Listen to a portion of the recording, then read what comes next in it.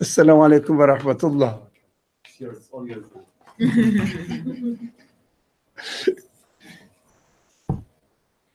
Alhamdulillah, we resume the class again as if I went through a resurrection. Yeah, they made me dead and then woke me up. Anyways, alhamdulillah, for a month, maybe a little bit more, 5 weeks, I haven't been reading anything. So I feel like I know nothing. So I will ask your help, inshallah, today.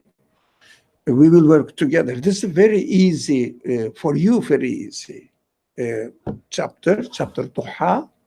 It's very easy, alhamdulillah. You can explain what you understood from there, what is the point in each verse. The first verse is one word, what Duha. What Duha means, as you read from here that I'm trying to read, consider because it is opposite, how do you say, negative. Yeah. Consider the morning light. Duha. Duha is something appearing anew, but at the same time, Duha, Adhiyah, Adhiyah means a sacrificial animal. It means to sacrifice something. But I don't see any relationship between sacrifice and what Duha here. But the word, the root of the word has this meaning as well, sacrifice. And appearing anew. Duha, it means morning light is the practical usage of it. In fact, Duha means something appears, light, becoming more and more light for you to understand better. That is called Duha. Now, when you read this verse, what Duha, you know that the wow is there in Arabic, which is called wow qasam. It means oath, or asking for testimony, or giving testimony, what Duha, or swearing by, or witnessing, or showing as a witness, a sign, what Duha. So when you read this verse,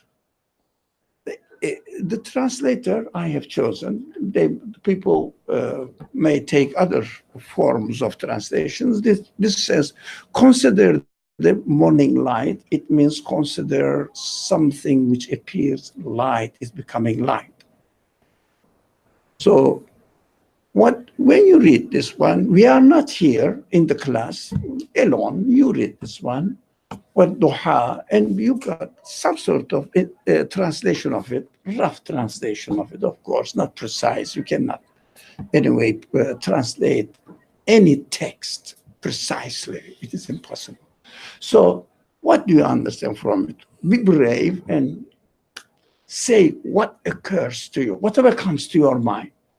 It may be nonsense, doesn't matter. We cannot do more nonsense than what I am thinking. So just throw away, whatever comes to you. When you say what Duha, you are reading the Quran or here or in the prayer, what Duha, what comes to you? Consider, I swear by Duha, it means morning light or something becoming more and more bright for you. Come on. Maybe an awakening of an understanding, like suddenly you understand something. Does it? Yeah, that's correct. Well, plus, do you think it has anything to do with morning light as well? Physical morning light, or anything becoming in the world? For example, we are living in this world. There are dark nights and light daytime. So what Duha may refer at the same time what you said, in an starting from the very physical world. Yeah, the world has been established, or the system, the order of the universe has been established in such a way that we can see darkness, light, etc. So when the Quran refers to the movement, motion of the universe, it refers to what? Let me give you a clue, the spatial aspect of creation or temporal aspect of creation. When the Quran refers to change in the universe, it means Duha. It means it was dark, physically dark, and it is becoming lighter. It means, Temporal. sorry? Temporal. Temporal. It means it is, something is In motion. in motion, changing. So when the Quran refers to the change in the world, it refers to time aspect, dimension of the creation. Time dimension of the creation reminds us what?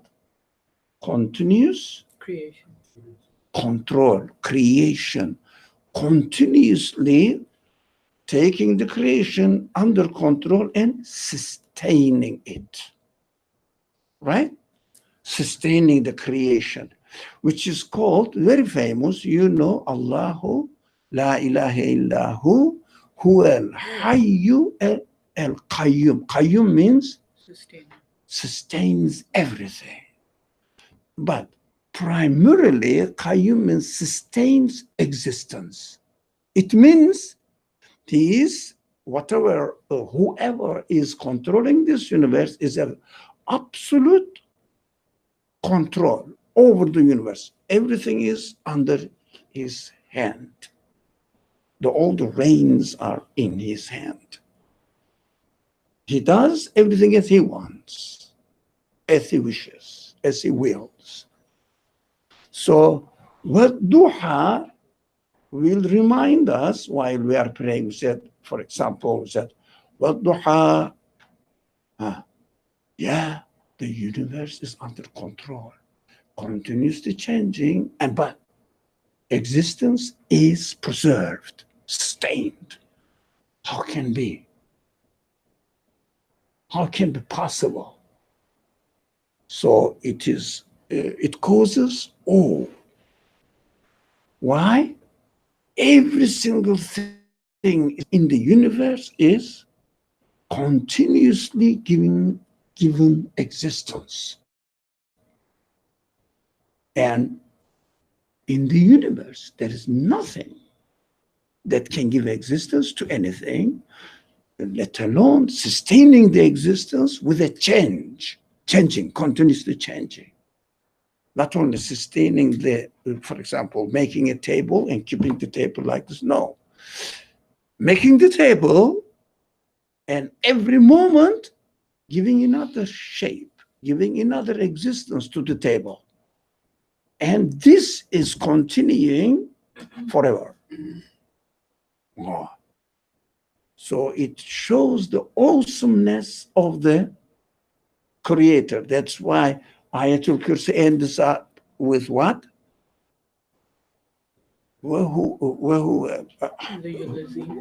Sorry. Aliyul Azim. What was the beginning? Sorry?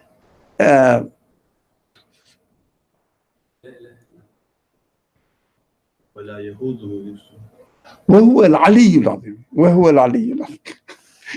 Yeah. وهو العلي العظيم. Azim means this. The awesomeness, the greatness of the Creator. So when we say what Duha only, the morning is bright, no, it's not that one. Also, although it means that who creates the bright morning? Who gives existence to the bright morning? But in extension to this understanding, you can continue in your reflections, in your imaginations, and end up with saying that the Creator is really great, azim, awesome. Got it? Now, all these actions, the speaker in the text, it means the creator of the universe, brings to the attention of the people the witness that I am the one who is azim, who is great, awesome, beyond imagination. You can see this by just looking at the morning as it is becoming lighter, brighter, because it is a sign demonstrating who I am. Yeah.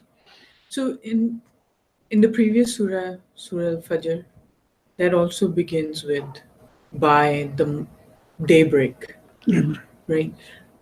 My limited knowledge of Fajr and Doha, it's also interesting that they're also correlated with two different times of the day that are both within the light. One is things coming into light from darkness, and another is light sustained. So like during the midday, it's a sustaining of the light rather than changes in it. Yeah. So I mean, I couldn't help but reflect the fact that the previous surah also began with the idea of awakening or coming into awareness. So did this surah, but I wanted to think about like what is the difference. There must be some difference, in the two concepts. But I think by definition, Quran speaks to human beings and speaks to human beings within the scope of their experience. Yeah. What we are experiencing, Fajr, the daybreak, and also, as it says, is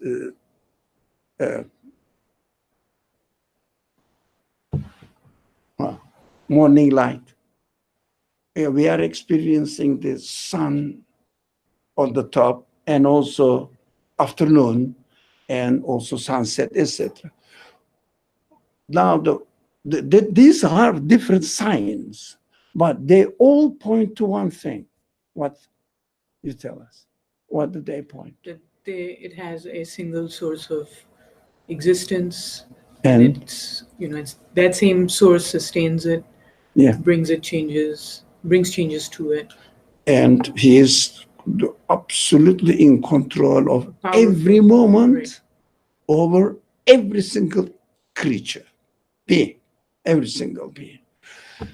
The difference in meaning to me looks to the different experience of human beings. That's what I understand, but it may have other meanings, I don't know.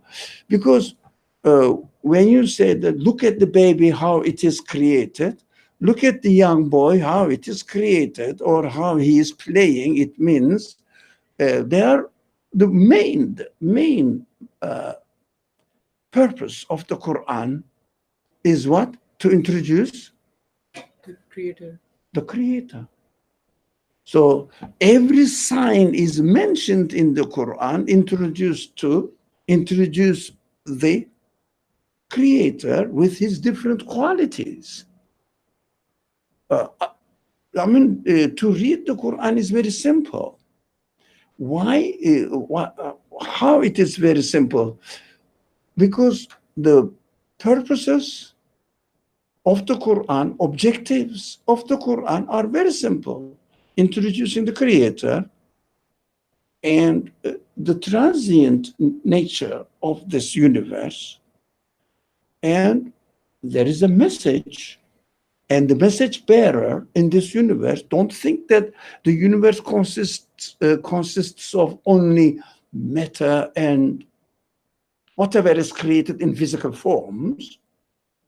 And we have to be fair with everything that we do. It means in our transaction between ourselves, I have to be fair, justice. And also in our understanding, I have to be fair. Justice means at the same time to the creatures, to be fair as far as their rights are concerned. What are they? For example, if a person comes here and says, you have to evacuate the room, come on. I said, oh, in authority, a man who is responsible for the security of this building. If I don't pay no attention to it, whatever. No, he says, come on, do this or go out. Leave the room. And there is a danger or something, dangerous situation. I don't pay no. It means I am ignoring it. And the man gets hungry. I'm not paying due attention or respect to the person who's doing a duty. Now, everything in the universe is doing something. What are they doing? Actually, ultimately, what are they doing? Everything in the universe. Acquainting me with the source of their existence. With the source of their existence, yeah. Introducing the source of their existence to conscious beings, to human beings, as far as we are concerned. If I don't pay attention to it, is it fair? Is it justice? Of course. That's why the Quran says, if you don't pay attention to the voice of the creatures announcing or exclaiming the qualities of their creator, you are insulting them by not paying attention, due attention to their announcements. You got it? So justice is very important in the Quran. Justice is very important, but we shouldn't understand justice as the secularist people understand it. It means social justice. But the Quran's justice is existential justice, which means pay the right of the creatures as it is due to their responsibility or their actions or their proclamations, their declarations, what they are doing. All of them are introducing their creator. So we have to respect them. We have to do justice to the creation. That's Quranic understanding of justice. It doesn't exclude the justice among the people in the society, of course. That is included. But primarily, existential justice.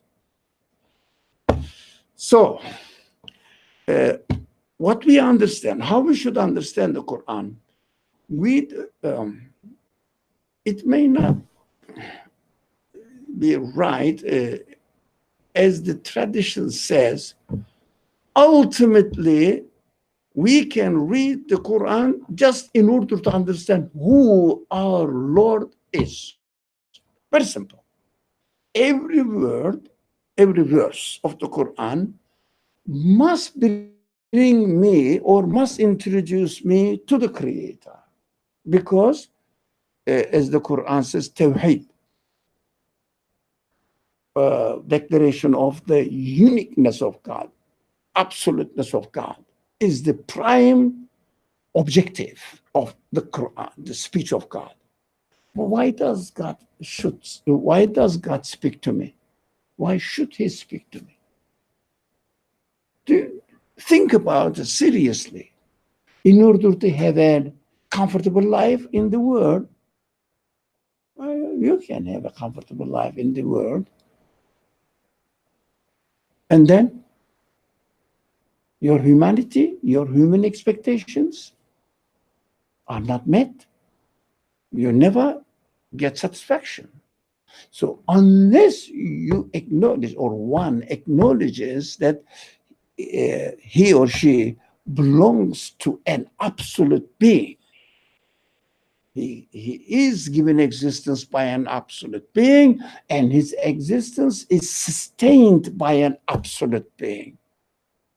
Then you are comfortable eternally, because we need eternal happiness. That's what human beings are.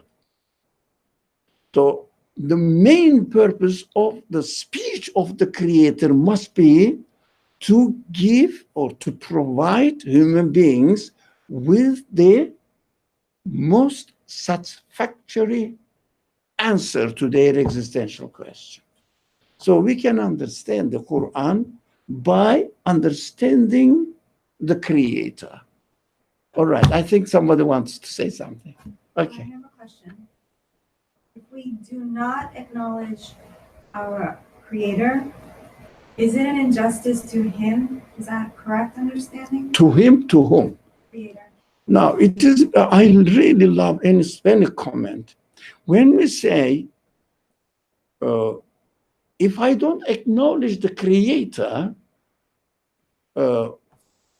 so it is, it means it is injustice to the Creator, what you said. I'm asking, is this statement correct? Yeah, I'm saying this statement has something pre-accepted, so that there is a Creator, so that I am being unjust to the Creator. But it is,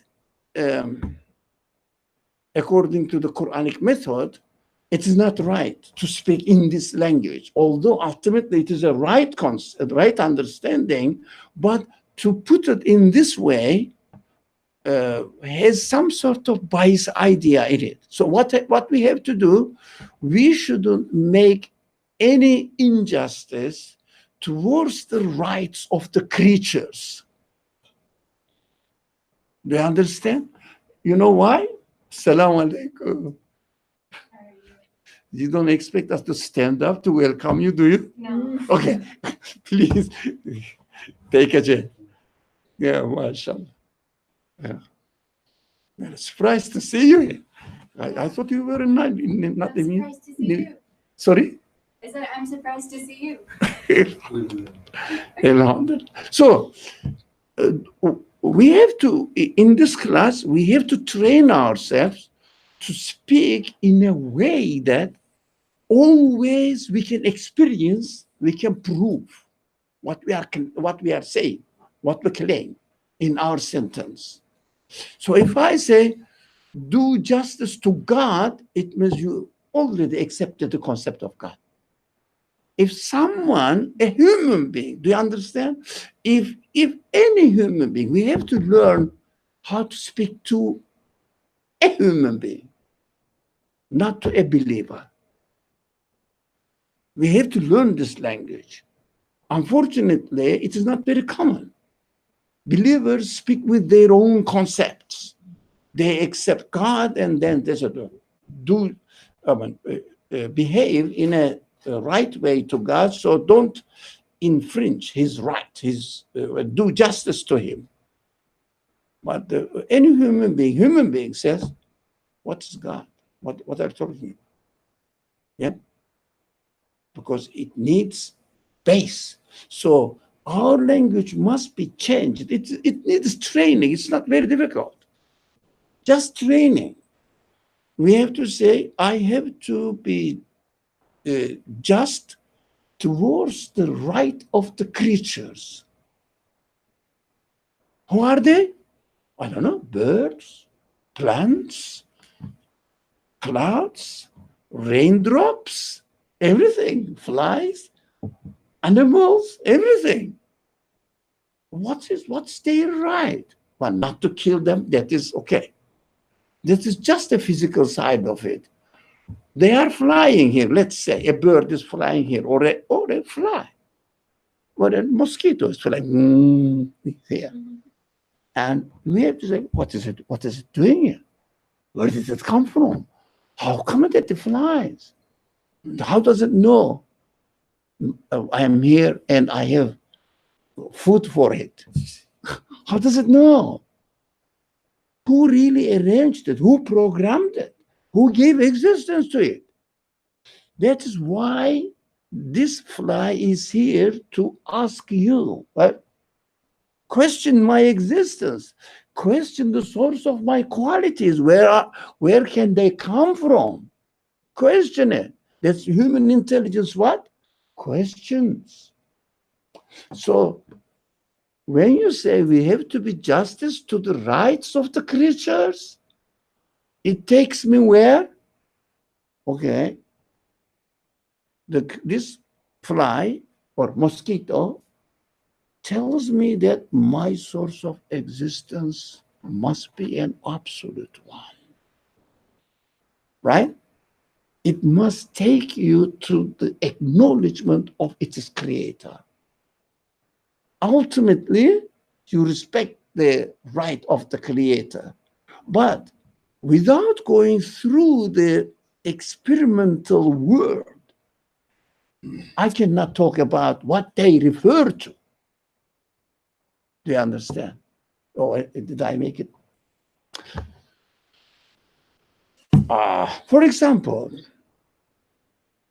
here is the table. This is my favorite example of tables. I'm in front of it. So here is the table. I am saying there are two ways of talking about the table. Okay, how do you say they are studying something. They are not called carpenters anymore. How are they called? The engineers, or they design the machines, etc. What? Architect? Engineer. No, engineer, or let's say carpenter. Let's be old school. So carpenter. Carpenter made it this way. Carpenter put the legs to it. Carpenter painted it in this way. This is one way of speaking.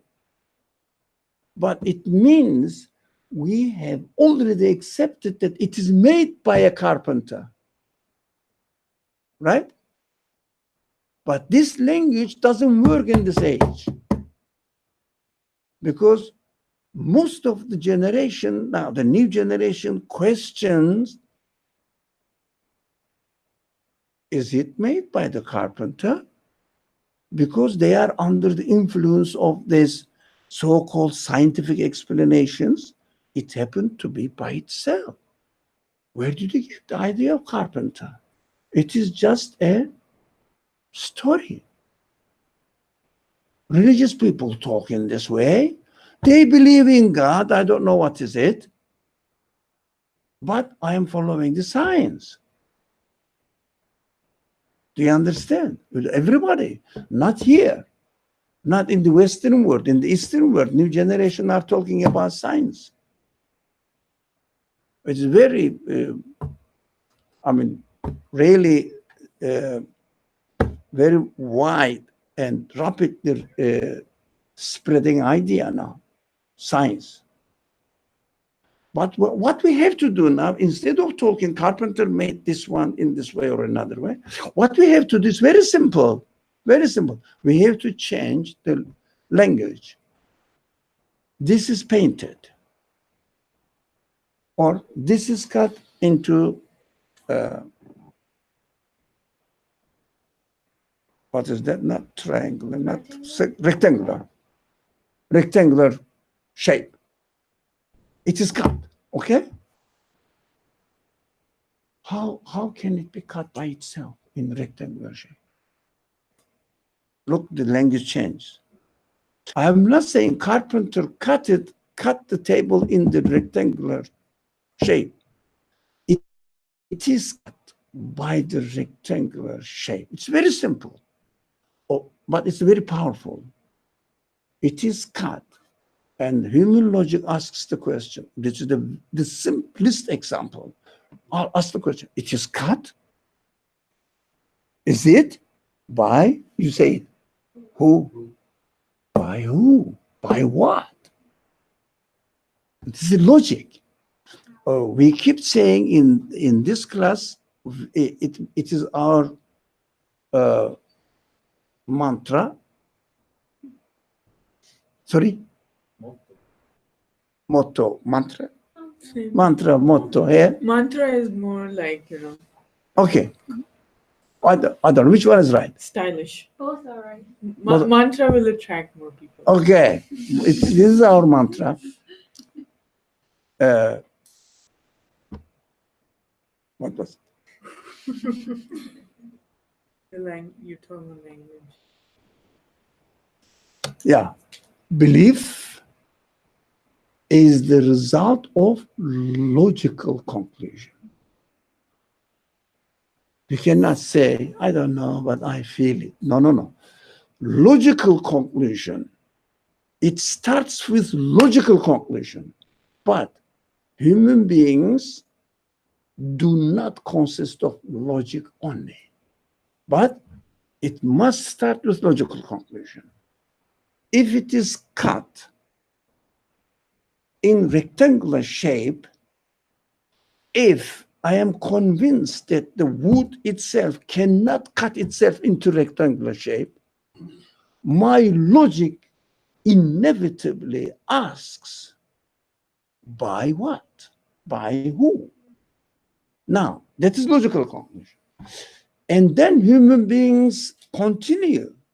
I love it. I need it, etc. All the human needs, human feelings come into the discussion and say, this is logical conclusion, but it fits my human expectations, this conclusion. Not only logically external, because logical conclusions are external to human beings. But we have to understand that I'm deviating the subject. We have to understand this. Logical conclusions are human conclusions, but external to human beings. What does it mean? Need to experience. Needs human experience, the consolidating or integrating it within all human feelings. For example, logical conclusion. What's a logical conclusion? If something is made, it has a maker. Okay, what is it to do with me? That's a very strong logical conclusion. If something is made, it has a maker. It must have a maker. Correct. But what is it to do with me? So let it be so. It is a maker, all right. It is a maker. None of my business. Now we have to get this logical conclusion and integrate it with human feelings, human needs. Whoever made it has a maker. So whoever is this maker made it as I need it, thinking of my need, thinking of my liking, my taste, and it made it, the maker made it in a way that I can understand that this maker is taking care of me.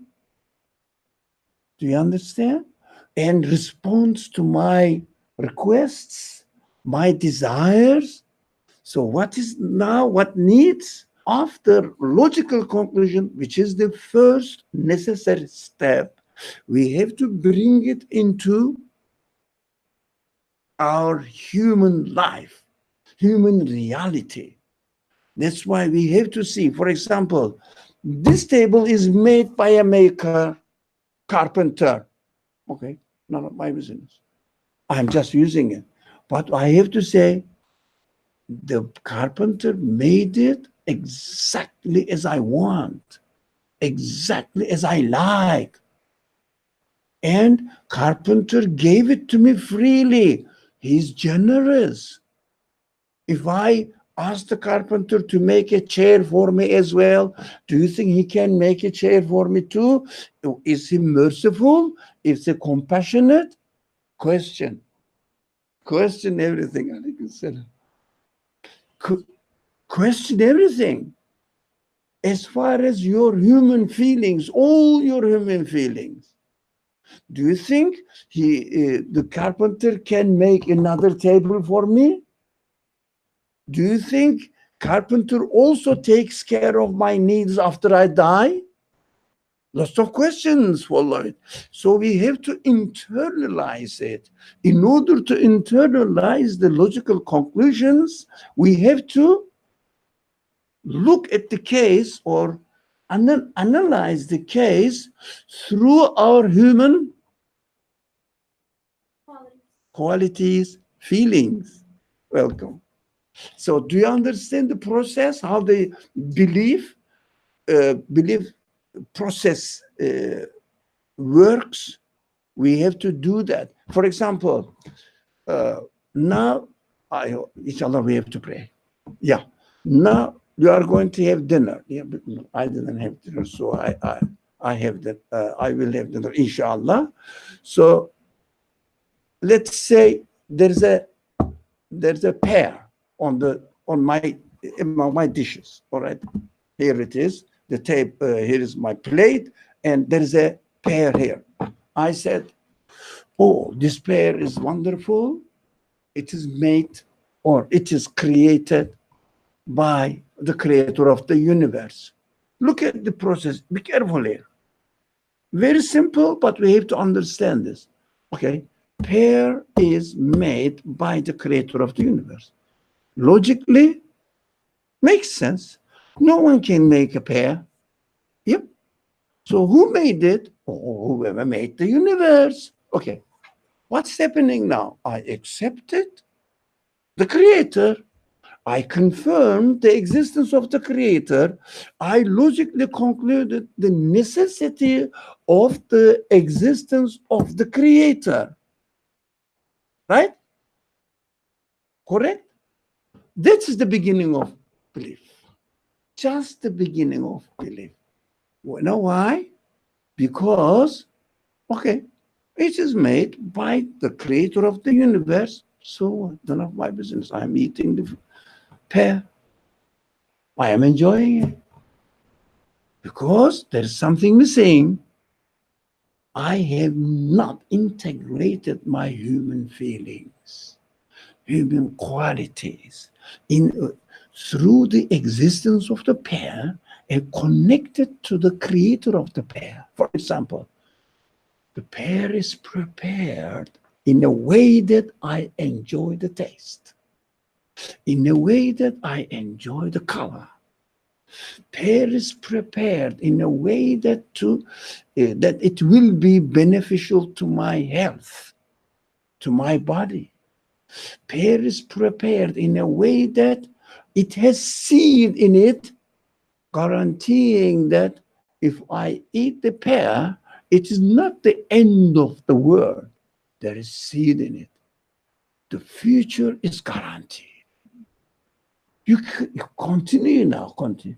As you continue, what you find, what is happening, you are really getting familiar with the creator within yourself.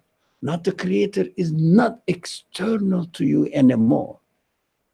It is becoming internal. So you say, the maker of the prayer, we are going to pray. So I'm thinking of pray. Maker of the prayer loves me, introduces himself to me, because I didn't pay anything to the pear. Right? Because pear is created freely. I didn't pay anything. Do you pay any money to the creator? No. But he's just giving it. He's so generous. He loves me. Who wants to introduce himself to me by being so gracious to me?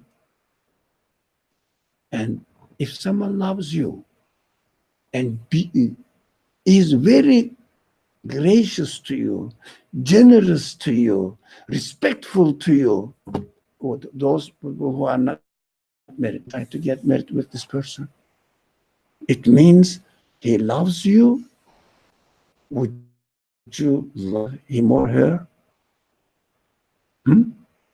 He loves you. Do you say, You love me, you take care of me, you are so generous, but I don't care. Can you say this? No, you wait there for a marriage proposal, if only. Yeah, because you know that the one who this being really cares you. You love him. That's how the love of God occurs after integrating your feelings with the logical conclusion you started with. Do you understand that? So if you don't continue, if you just say, okay, look, for example, let's say I'm the father. Okay, children, come here. Come on, family members, come. Let's say pair. God created the pair. Okay? Well, say acknowledge that the creator of the pair is God. Okay? Let's believe in God and say Bismillah. Okay. Okay, let's say Bismillah, eat the pair. What happens? There is no relationship. There is no internal tie between me and the creator. Okay, I understand. I understand. You made this building, but I'm using it. Okay, I acknowledge. You are the maker of the building. Okay. I acknowledge, but I'm using it as I want. I have no relationship with the maker because I'm not using my human qualities. That's why belief is the logical conclusion. Starting point is the logical conclusion, right? Inshallah, we will pray and come back with duha. Again, we deviate. I deviated from the subject a lot, but inshallah, I didn't waste your time. Did I? Inshallah. These processes are important, and inshallah, we have to learn. We have to learn. Okay, we will pray and come back, and then you can offer your present gift to people after the prayer. Okay, how are we going to hold it? Put on hold? There is an option to hold.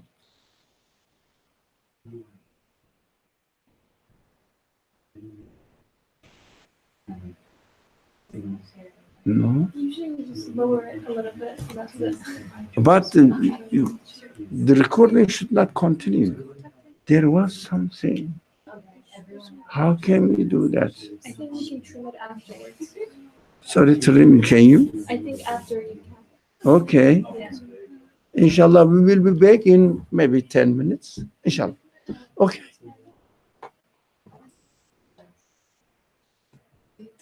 Let's not close it completely. Yeah. Okay.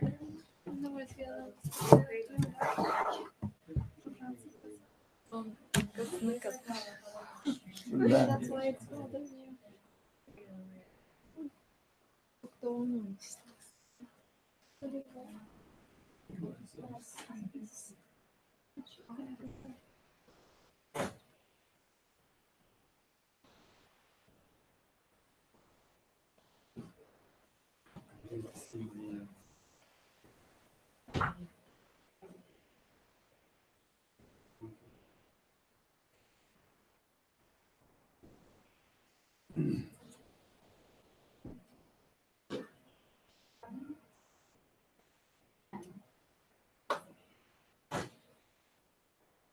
Hello, how are you?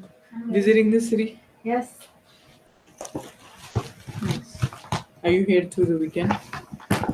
I'm here until Friday. No. How's your sister doing? She's doing well. I'm actually going to be with her for the next couple of months. Really? Do you Yeah. want another one? Sure. Where is that? Houston, Are you going? When are you going? tomorrow. Nice. My friend's getting married. Yeah, just check Texas. No, it's a place. Yeah. Do you want more? I do it from one of you guys. Okay. You're okay? We're in Texas. Yeah, I'll tell you right now.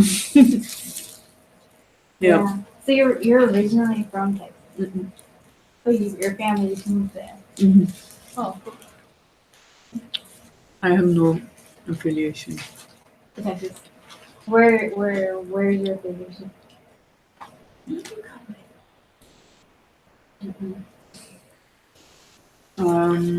I mean, I grew up There's one in right there. so much. I grew up in like Lahore, Karachi. Oh, really? My mom's from Lahore, my dad's from Oh, nice. last time I was in Pakistan, Lahore. Sialkot. Sialkot. The place in Pakistan. Like popular for sports equipment. Like, Cricket, football, and stuff. yeah. Did you visit recently? No, but I want to. It's like calling. Hmm. The call from Pakistan. Yeah. Call from the inside. Are you fluent in Urdu? Mhm. You And read you it? can read it. Mhm. Nice. Did you read anything in it? Like famous? Like the newspaper. No, poetry, literature. No. No. Oh, the most I ever did was share Alama Iqbal Hmm. or another one, but I forgot his name. Okay. Was it memorable or? Yeah. Yeah. Yeah. They made like kawalis with it. Oh yeah. What was his name? There would be so many, depending on which kawali are you thinking about. Because a lot of the time, the famous kawalis or something, they're sometimes by like one author who's not really This done one's any. really famous. Like the Sabri brothers made like like Is it Bulleh Shah? Nabolisha. Amongst Urdu ones, yeah. Maybe if you remember the particular poem. Yeah, it'll come to me eventually. Probably after. Yeah. Are you taking classes here? Mm-hmm. Oh, yeah. No, I graduated 6 years ago. 6 years ago? From here? No, from a college upstate Which one? called Bard. Barn? BARD. Bard? Yeah. My brother-in-law is in Tennessee right now. That's Okay. upstate too. Right. Bard is like 2 hours upstate. Like 2 hours up from the city. It's like a small liberal arts school. Okay. I like the idea of school. Yeah. Yeah. We just wish it worked in constant. Masters maybe? Some- Masters? Yeah. Just something, you know. I mean, imagine getting paid to just study all day. Why not? If you get what? If you get paid to study, yeah. That's PhD. I mean, PhD programs are pretty much, depending on the program, you're paid a stipend. We'll see. I don't know. I'm trying to figure life out, you know. Oh, okay. Clearly. Yeah, that's fine. That's fair. Yeah. I'm starting computer science Oh, nice. and then like on my own and then Like programming? programming. What kind? Right now I'm just working with JavaScript. Do you have want to a go to? background in it? I know. Yeah, she she looked up on Yeah, oh my gosh. there are different gems that I use. I'm not a programmer, but I know I've worked with a lot of programmers, so yeah, I can. Yeah. It's a pretty So- cool thing now. Yeah, it's It's really the future. cool. There's a lot of resources online to get started. Mm-hmm. Once you get serious about it, then like you have to like probably find a program or something. Are you interested in web development? Yeah, right now it's just like everything. Right now, web development and like hacking. Mhm. So I eventually once I start working more with it, I'll know for sure what I want really. So, Are you like planning? Are you like planning to go further with C++, Python, and stuff like that? Python. Good job. Oh my God, Busy bee. catch up. Busy bee. I'm leaving tomorrow for Houston. You always Until December. until December. Yes. Go ahead, that's fine. Yes. Oh my gosh. Mhm. and taking care of So the sister. you cut the last. I, on purpose, I was telling Aisha Noon, like on purpose, I booked this ticket knowing that something will happen on that Wednesday. You everyone is like the flights are always like running. Yeah. What's the Just my parents are traveling, so just taking. Found one. Oh wow! This is it? The whole thing? Yes. Very I read useful. exactly what you had in mind. is the best. It'll This do. is the best I've actually. I bet, because I was It's telling her like, waterproof. what? You'd be surprised when On the there's beach. snow It's gonna or happen. rain. On the boat. On the beach. This is amazing. Thank you. There's her before she goes traveling. Your Yeah. younger sister. The one who was visiting. Yeah, yeah. Okay. So my parents are going to Pakistan and I'm taking care of her house sitting. So they're not sending your sister here, rather they're sending you over there. Yeah, because we're school. Plus my mom would rather have me take care of them herself. Over this. I had to. No. Bismillah. More.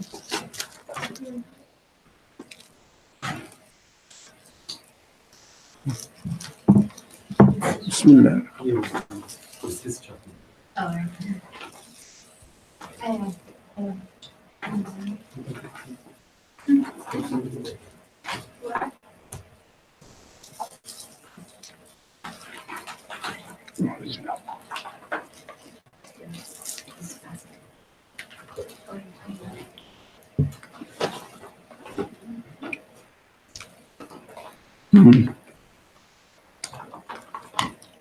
No. They are giving you to take, not to pass. No? Okay, pass. Yeah. Take and inshallah. Assalamu alaikum. We are back. Okay. There was a sister there who said, enlightening, becoming clearer about your reality, who you are.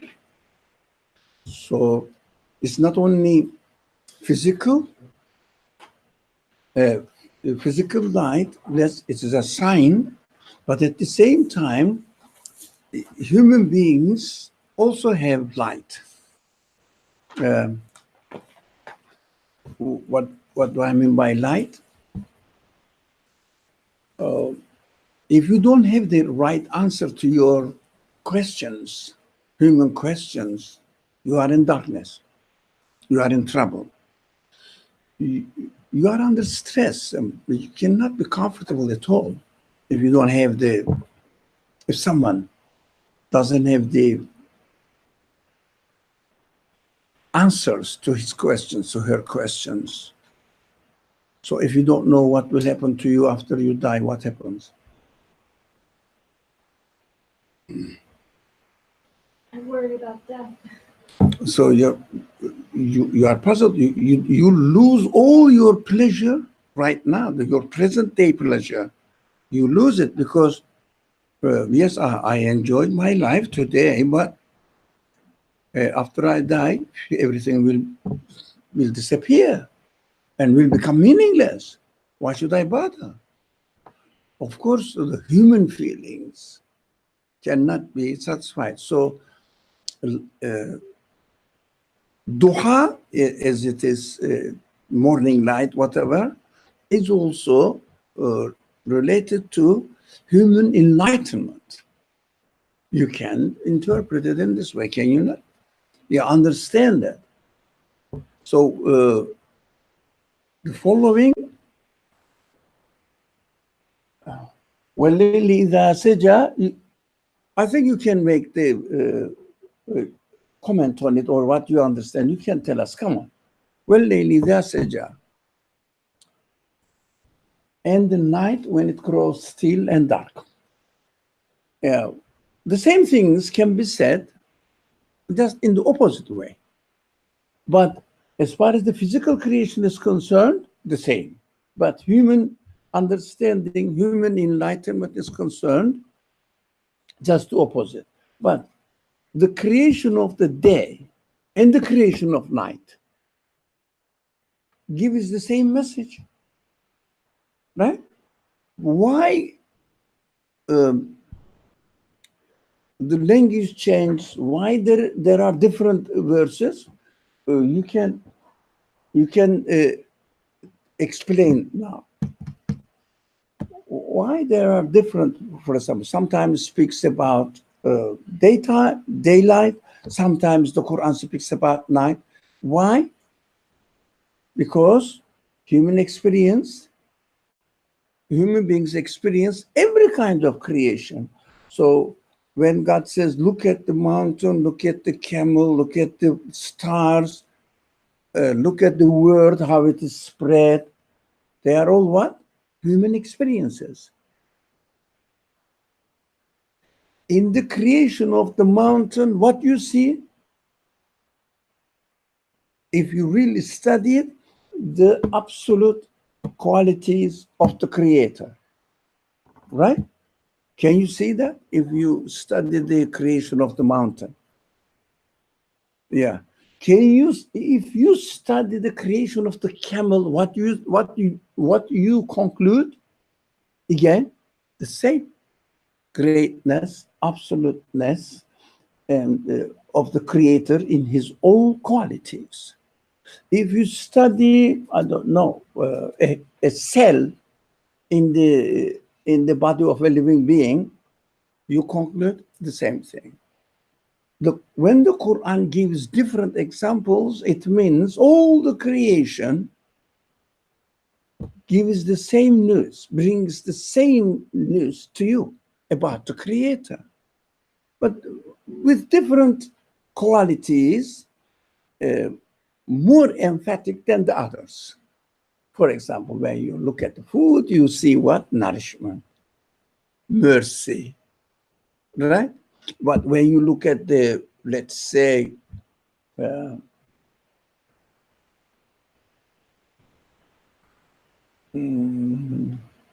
storm, or what are these other disasters they call them? You know, tsunami and others. What are they? Sorry? Tornado, Hurricane, for example. When you look at the hurricane, what do you understand? The same Creator, but which aspect of the Creator? Azim, Azama, Qahar. No, I can create, I can give life, I can give death as well. I have no limit. I can do everything. I am limitless. I am infinite. So from different aspects, teaches us according to our human needs. What do we need? We need two things: encouragement and a little bit warning, scary, because if you encourage, but there is no warning, there is no punishment, then human tendency is that we don't really care. Yeah, for example, the school is here and the classes are arranged, the students are provided everything what they need, and the students are encouraged to listen to the professors and study their classes, but there is no warning that if you don't study, if you don't listen to the professor, what happens? Nothing. That's human beings. What do we do in this case? If there is no warning, what do we do? Sorry?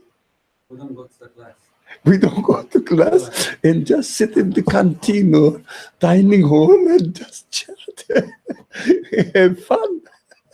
Yeah, because there is no warning. But if, of course, we say we have to love the Creator, Yeah, but human beings have two aspects. We have to love, but we have to have awe. We have to be a bit scary as well. If, for example, if I don't respect the Creator, what will happen? Huh? For example, if the child is given everything what the child wants, what happens? There is no limit. Is it right?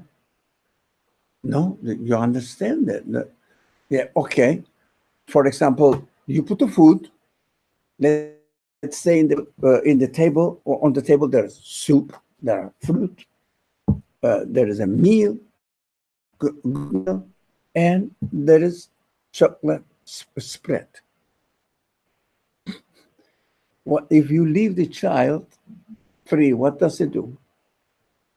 Directly goes to the chocolate spread. Do you call it chocolate spread? Nutella. Yeah. Sorry. Nutella. Nutella. yeah. Directly goes there. If you don't put any limit, the child eats Nutella only. Am I right or wrong? Yeah. So we have to say no after certain encouragement. You have to study. If you study, you will be successful. You will have a profession, and you will have a happy life after you die. That can your profession can give you a happy life only until you die, or retirement age. That's it. Now you will have all this, but if you don't, yeah, there are other conditions as well. If you don't put these conditions, human beings don't work properly, don't develop their abilities. Rather than understanding it, and I'm not saying that this is being said, but there's the understanding sometimes of, if I don't have certain limits, there are consequences. And these consequences may lead to alternatives that I'm not very pleased or content with. Hence that sense of awe or fear. Yeah. But at the same time, what makes more sense to me is the idea that it's not going to be a sort of punishment inflicted onto me externally, but rather something I bring about on myself, and some consequence that I am responsible for and that I put myself into. And so it's, I don't know. I don't know how comfortable I feel with the notion of, fearing necessarily my creator, but rather fearing the lack of connection I could have with him.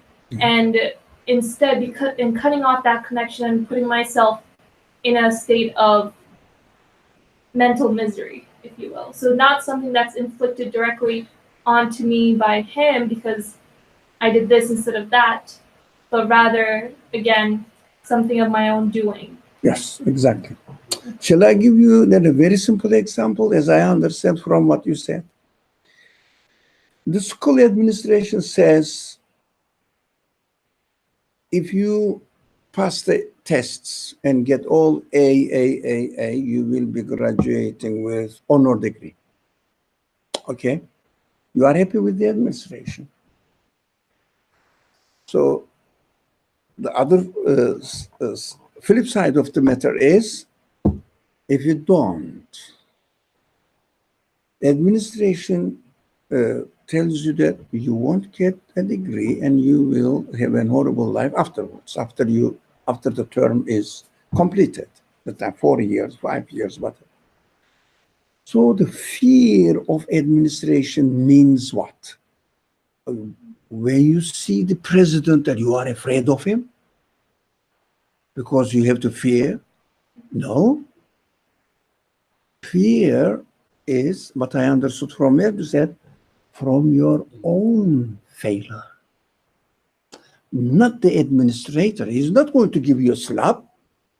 He will say, you won't get degree. That's it. That's it. Fear is for your own sake.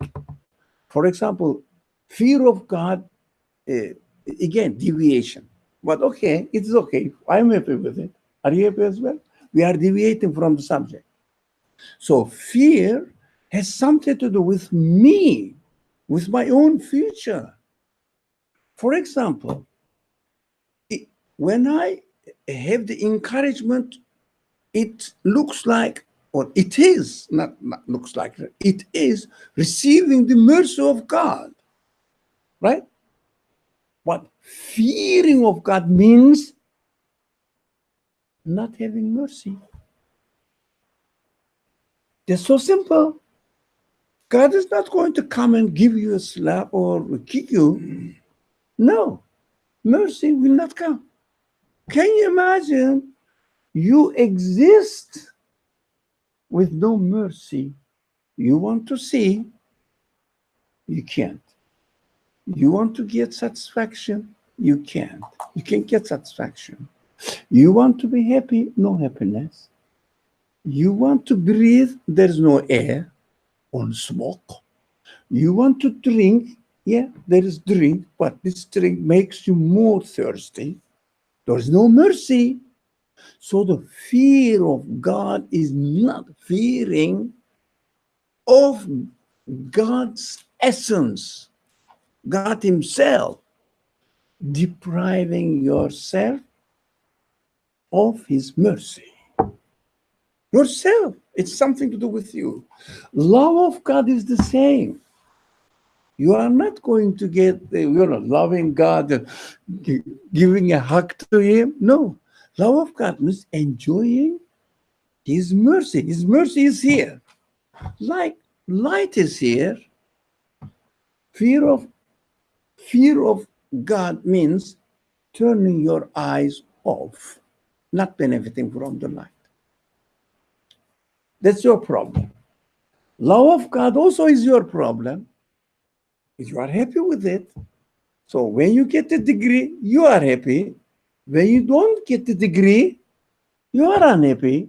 Administration just practices its own rules.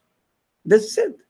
Of course, we understand in the experience of this world, administration is not happy when the students are not successful. But we understand this. But it doesn't mean that the administration is going to come and punish me. I will see the punishment within my own being. So people usually say that we have to love God. We shouldn't talk about the fear of God. As if fear of God means God is a huge being, will come over you and smash it or something like that. No, it's something to do with you. It is something to do with you. That's what I understood from your explanation as well. So we should not be afraid of, or we shouldn't really shun away from talking about fear of God, but explain. What does it mean? Depriving, that's how the hell is described really in the Islamic word or the scholars. Hell is the deprivation of one's of Allah's mercy. How is a deprivation of the mercy of God. Fear. Hell means the creation where there is no mercy manifested. There's a creation, but no mercy manifested. Yeah. If you have somebody, may Allah protect us from it. If you have somebody in the family, a member of the family, who has no positive attitude towards you, all negative, what do you do? What is your life? Not that person. How do you feel yourself? Can you ignore it? That no pleasure in living in this house. Even when you are in a room, if someone comes with a negative energy, they say, or criticizing, unhappy, talking about all dark side of life, you start feeling gloomy, you don't like it. Can you imagine there is no mercy of the Creator? Which kind of life is it? That's hell. So it is something to do with you, nothing to do with God, or your relationship with God. But of course, ultimately, it is the result of your relationship with God, because you are depriving yourself of His mercy. So dark side is the light and darkness. For example, if someone doesn't have a satisfactory answer to his human questions, for example, the simple question, simple way of explaining it. You want to be happy in life, but your human qualities are not satisfied. What happens? What happens?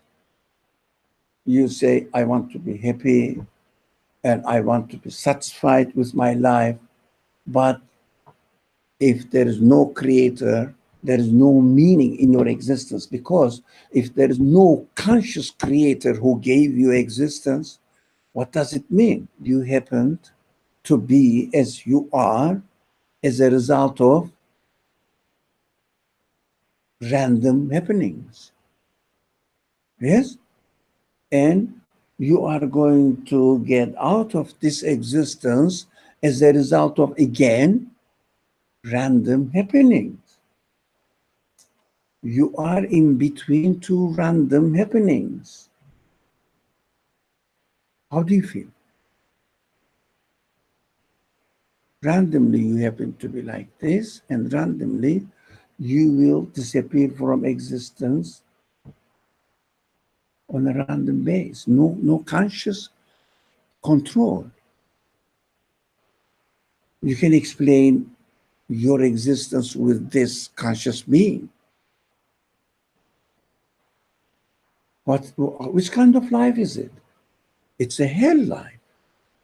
In this world, you cannot be happy at all. So if you are in darkness, it means if you don't have right explanations, right answer. We are talking about your point you made at the beginning. We are in this field, in that field now, not the physical world now. If we are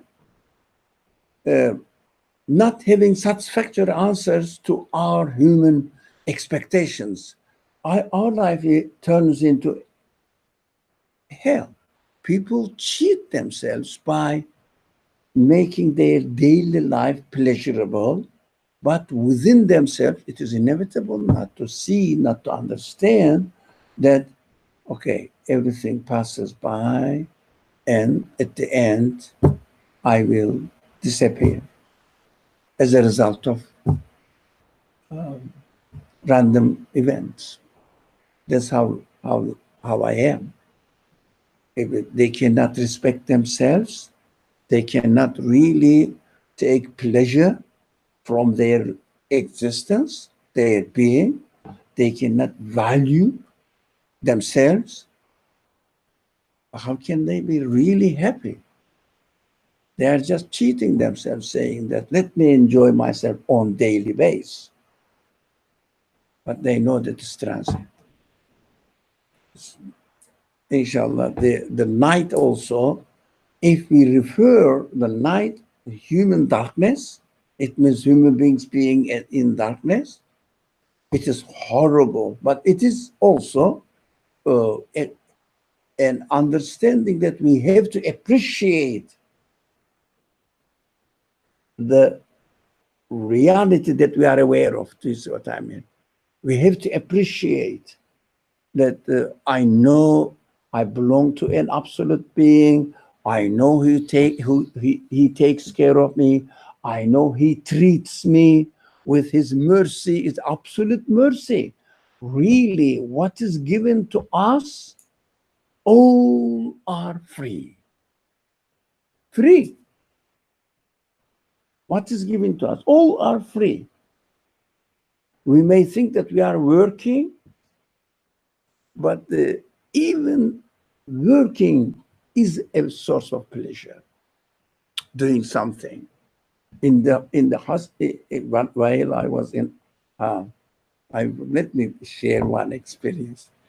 I was in hospital for 2 weeks or something. Oh, then it was hard, really. Anyway, so the last day they said you will be discharged. Oh, and one of my relatives came, and may Allah be pleased with them. So they picked me up from took me out from hospital, and they asked me to sit at the back of the car. So, and then because I was not really able to move as freely, so I had to, cannot hold the cut here. So I have to be very careful. Okay. The first thing what I did, I opened the windows and the wind, fresh air. And of course, I got my head, because of this strong wind. And then I had some problems afterwards. Freedom is, we don't want to be really in a prison life. No, we want to have free life. Alhamdulillah, I experienced that. I said, oh, really, being in a room always is very boring. But alhamdulillah. Okay, somebody wants to say something. No. So earlier we were talking about how, at least on the physical level, consider the morning light. It kind of makes us think about how everything in the universe is being created and sustained, and this sort of continuous change that is taking place as we observe it, and the dynamic nature of existence.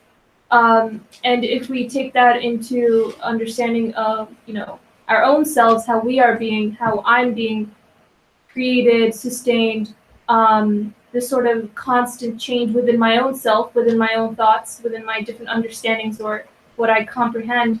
The second verse was making me think about how, in almost sort of like the opposite of that, when I become static in my own questions or in my own thoughts or in my own investigations, that also brings upon a sense of, it said still, which made me think of it, a sense of lack of progress, a sense of lack of clarity. Lack of meaning, lack of purpose. Sure. In your existence. Right. Or I don't know who I am. I don't know what it means to be a human being.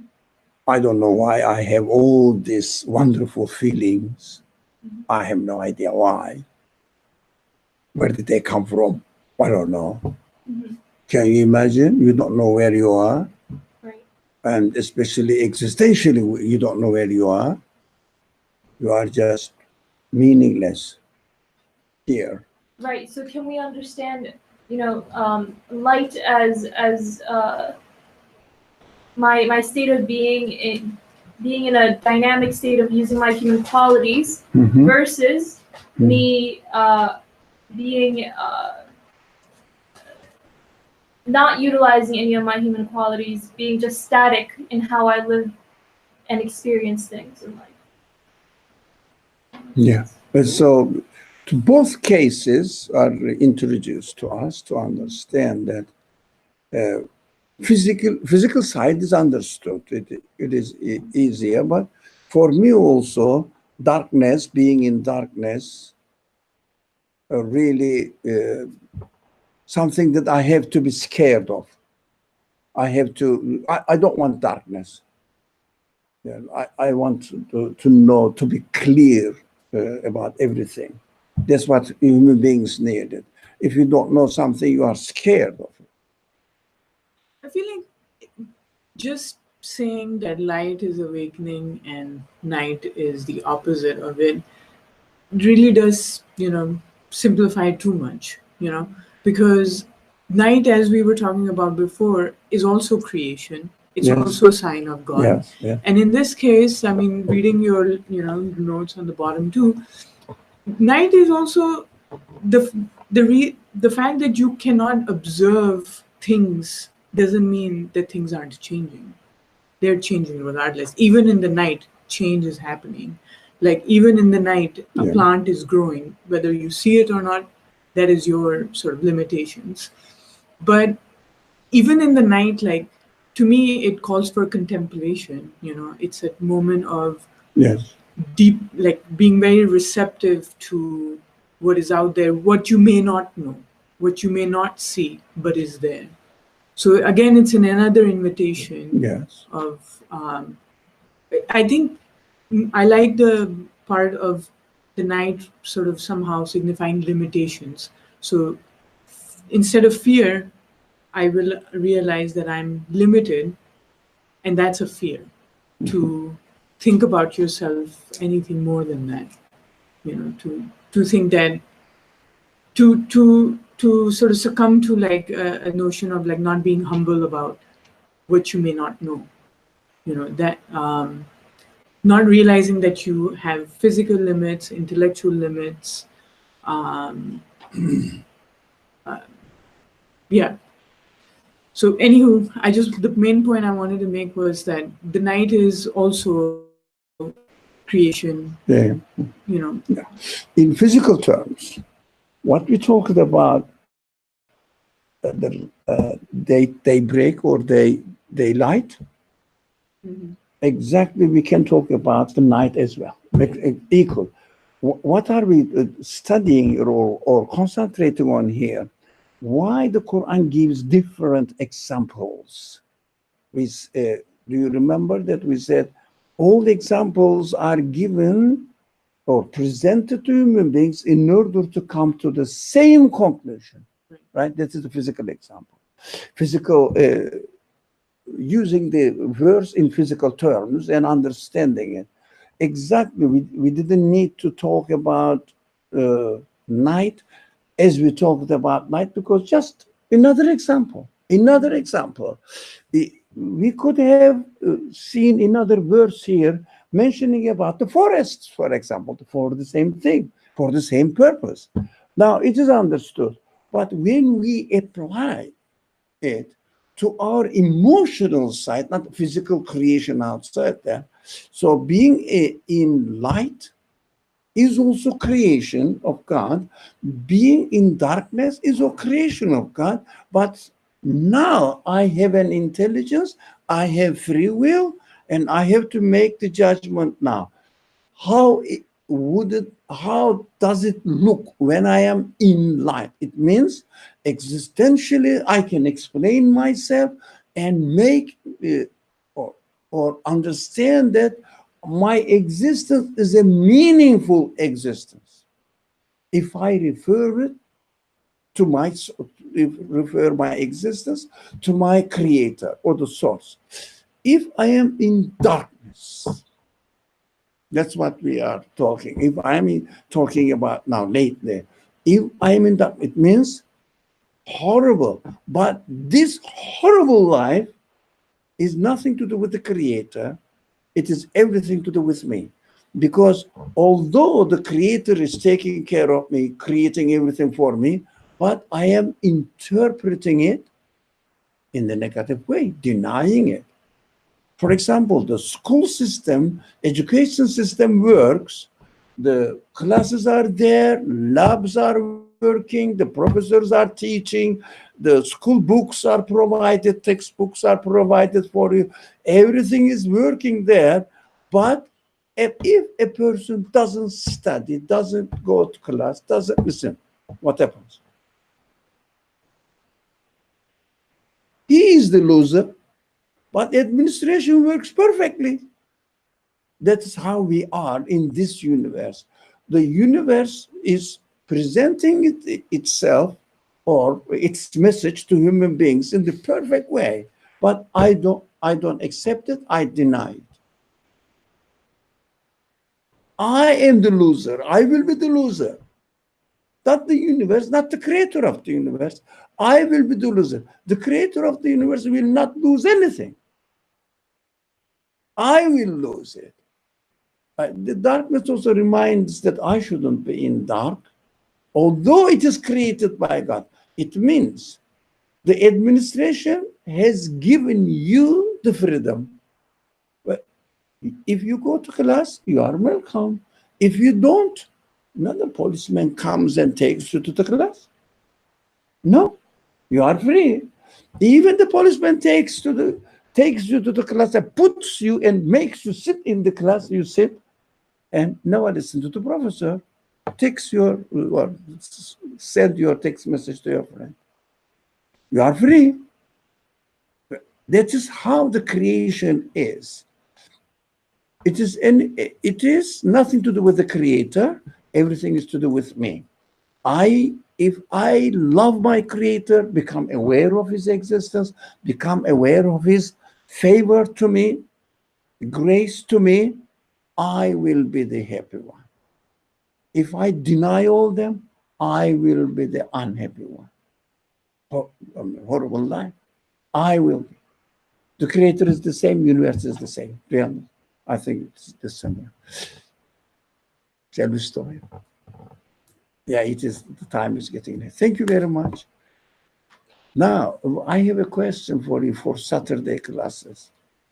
Who is seriously interested in coming to Saturday class? Seriously, Saturday class. Who is, who else, 3, 4, you? Yes, what was it? Saturday class, yeah? Where would you like to have the Saturday class? Here or Woodhaven? How many people here? Would you like to have the Saturday class here or in Woodhaven? Which one? What about you? No, not forget about me. Forget about me. But I'm asking you the question. So, where would you like to have the Saturday class? Here, 1. What else? 2, 3, 4. Okay. Would you like to have the Saturday class in Woodhaven? How many? Woodhaven? No preference. Sorry? No preference. No preference. The same. Okay. 4, 3. So do you think we should have it here then? Okay. How you feel, bro?